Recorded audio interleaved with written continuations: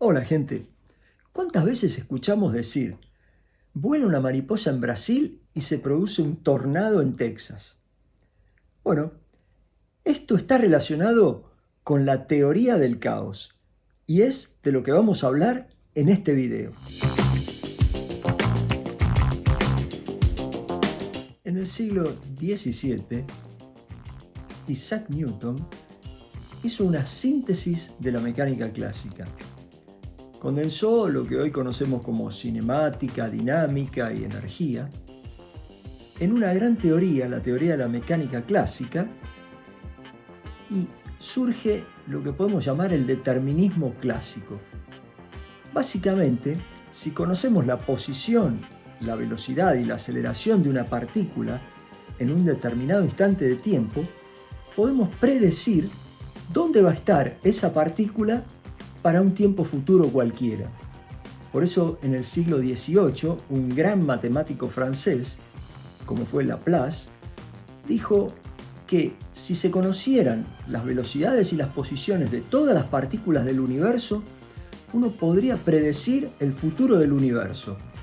Y así no quedaría lugar para el libre albedrío dentro de lo que es la mecánica clásica. Bueno, esto que postulaba Laplace, si bien teóricamente es posible, en la práctica es muy difícil de realizar, por supuesto. Sin ir más lejos, el mismo Newton intentó resolver el problema de los tres cuerpos, Sol, Tierra y Luna, en sus movimientos relativos, y no encontró una solución analítica cerrada para ese problema. De hecho, no existe una solución analítica cerrada para el problema de los tres cuerpos. En el año 1903, un gran matemático francés, Henri Poincaré, se preguntó si efectivamente el sistema solar seguiría siendo estable para siempre. Es porque empezó a pensar que pequeñas variaciones en las condiciones iniciales, en la exacta determinación de los centros de masa de los planetas o de las velocidades exactas de los planetas en este instante, podrían llevar a resultados completamente diferentes. De hecho, se hicieron cálculos en los cuales pequeños errores en la posición de los centros de masa de grandes planetas, pero estamos hablando de milésimas de milímetro en la determinación de un centro de masa de un planeta que tiene miles de kilómetros de radio, pueden llevar a lo largo del tiempo a situaciones del sistema solar completamente diferentes.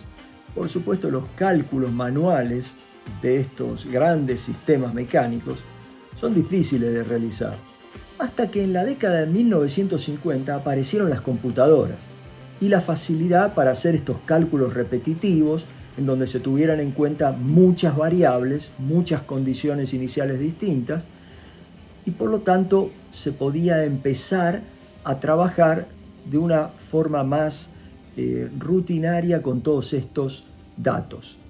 En el año 1963 aparece nuestro gran protagonista, que es Edward Lorenz. Él quería hacer pronósticos del tiempo atmosférico y para eso hacía simulaciones en una computadora.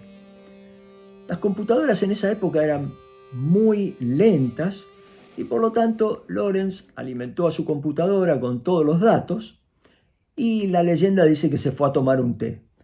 Cuando volvió, descubrió que los resultados que había obtenido no eran los que esperaba.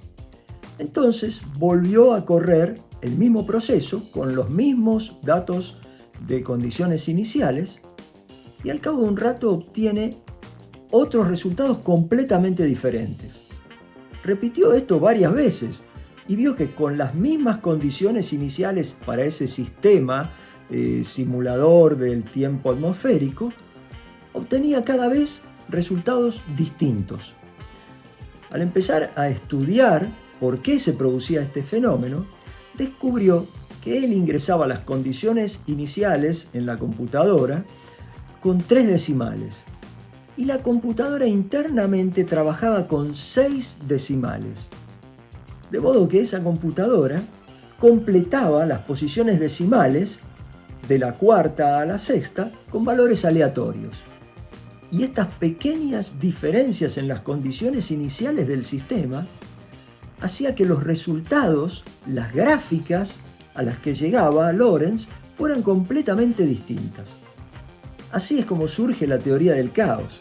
Por más que un sistema sea determinista, se pueda calcular exactamente usando mecánica clásica, pequeñas variaciones ínfimas en las condiciones iniciales en el punto de partida de ese sistema pueden conducir a resultados completamente diferentes. Esto es lo que se conoce como caos determinista. En general, un sistema físico puede evolucionar de distintas maneras. Puede evolucionar hacia un punto de equilibrio estable. Por ejemplo, si un péndulo lo dejamos oscilar, después de un cierto tiempo, con el propio rozamiento o amortiguamiento del aire, va a detenerse en el punto más bajo. Entonces decimos que ese sistema tiene un atractor de punto fijo. Si al péndulo ahora lo acompañamos en su oscilación con pequeños impulsos, lo vamos a mantener siempre oscilando y mantenemos entonces también un cierto estado de movimiento que corresponde a un atractor de ciclo o atractor cíclico. Ahora hay sistemas que evolucionan de maneras muy caóticas que son muy dependientes de condiciones iniciales. Esos sistemas se llaman de atractor caótico y es el caso que comprende, por ejemplo, el estudio del tiempo atmosférico, el movimiento de placas tectónicas, la evolución de sistemas cosmológicos, muchos sistemas termodinámicos, en los cuales pequeñas variaciones producen resultados muy dispares. Son sistemas físicos que están descritos por ecuaciones no lineales en las cuales en general intervienen 3 o más variables. Para poner un ejemplo concreto de un sistema con un atractor caótico, vamos a plantear este ejemplo clásico, que es el siguiente. Tenemos un péndulo compuesto por una varilla de hierro que oscila entre 2 imanes dispuestos simétricamente. Y de la punta de la varilla, el soporte se puede hacer oscilar con un movimiento armónico simple. Además, este sistema está expuesto al rozamiento con el aire. La ecuación que describe este sistema se llama ecuación de Duffy y es una ecuación que tiene atractores caóticos. Vamos a ver este sistema en una simulación realizada en la computadora. Para realizar esta simulación vamos a utilizar el software Modelus 3.0. Bueno, comenzamos escribiendo el modelo en esta ventana, la ventana del modelo. Vamos a escribir la velocidad del extremo libre de la varilla de este péndulo como la derivada de la posición con respecto al tiempo, la aceleración como la derivada de la velocidad con respecto al tiempo, y la aceleración vamos a darla a partir de la ecuación de Duffy, que es la que describe específicamente este sistema físico. En esta ecuación vamos a ver que podemos tener este primer término, que es la pulsación de amplitud f, un término que representa el rozamiento con el aire, que es proporcional, por supuesto, a la velocidad a la que se esté moviendo la varilla, y este último término que representa el potencial al que está sometido este sistema. Luego escribimos las ecuaciones para el potencial y para la energía mecánica total, que es la suma de la energía cinética más la energía potencial. Fíjense que aquí todas estas ecuaciones están adimensionalizadas, o sea que aquí estamos tomando masa igual a 1 para el péndulo y el resto de las ecuaciones están representadas con unidades adimensionales. Bueno, la ventana que tenemos aquí abajo es simplemente una tabla en la que vamos a ir registrando los valores de tiempo, posición y velocidad. En esta ventana vamos a ingresar los parámetros de cada uno de los casos que querramos estudiar, donde F es la amplitud de la pulsación armónica al que está sometido el soporte. W es la pulsación, que lo mantenemos siempre igual para todos los casos, y G es el rozamiento o el factor de rozamiento con el aire. Y los valores iniciales van a ser la posición y velocidad inicial. En esta otra ventana vamos a graficar la energía potencial y la energía mecánica total. Esta ventana aquí abajo a la derecha es donde se produce la animación. Y esta es tal vez la ventana más importante, donde vamos a graficar el diagrama de fases del sistema, en donde en el eje vertical vamos a representar la velocidad y en el eje horizontal la posición. Bueno, vamos a comenzar entonces con el primer caso, que es un caso en el que F y G están en 0. Entonces vamos a tener un sistema conservativo. Vamos a hacerlo correr durante 30 segundos para ver qué obtenemos.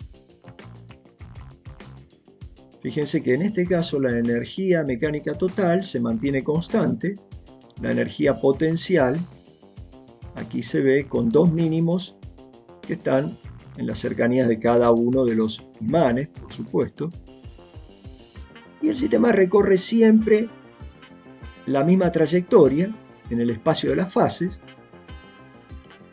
siendo entonces un atractor cíclico. Ahora veamos qué pasa en los otros casos.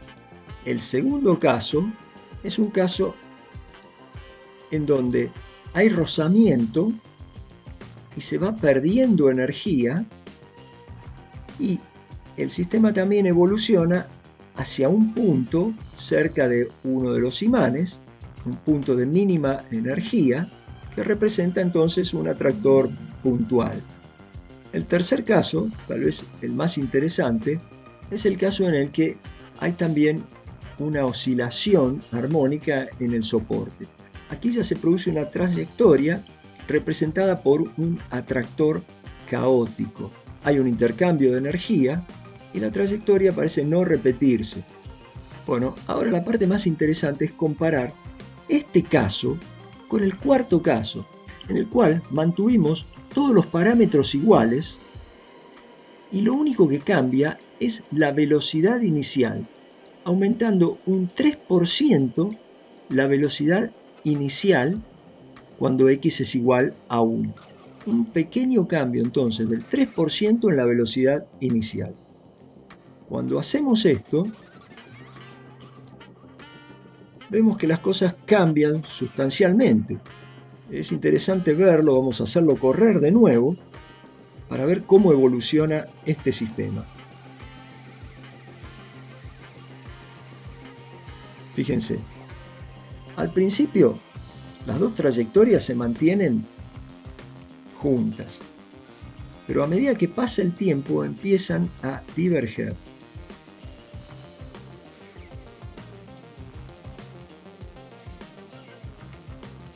Y ya cambia totalmente la forma de las trayectorias,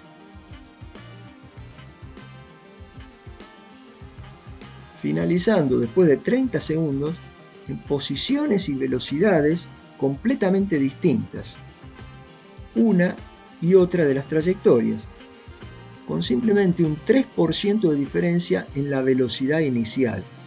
Por supuesto que diferencias en las condiciones iniciales muchísimo menores, si tomamos tiempos más largos, van a llegar también a divergencias muy grandes en las trayectorias. Por eso se dice que estos sistemas son caóticos y esto es un atractor caótico correspondiente a este sistema físico. Bueno, gente, espero que les haya gustado el video, que les haya interesado el tema y nos vemos en el próximo.